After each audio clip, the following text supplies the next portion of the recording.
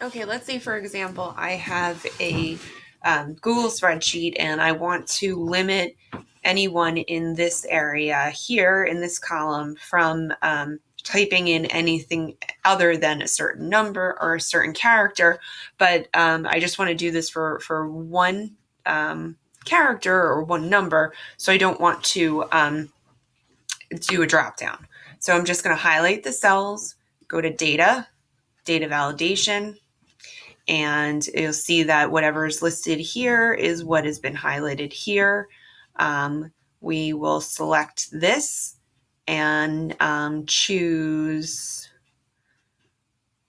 let's say I want to have the number 1 in every single box, and that's the only thing anyone can put in. I choose number.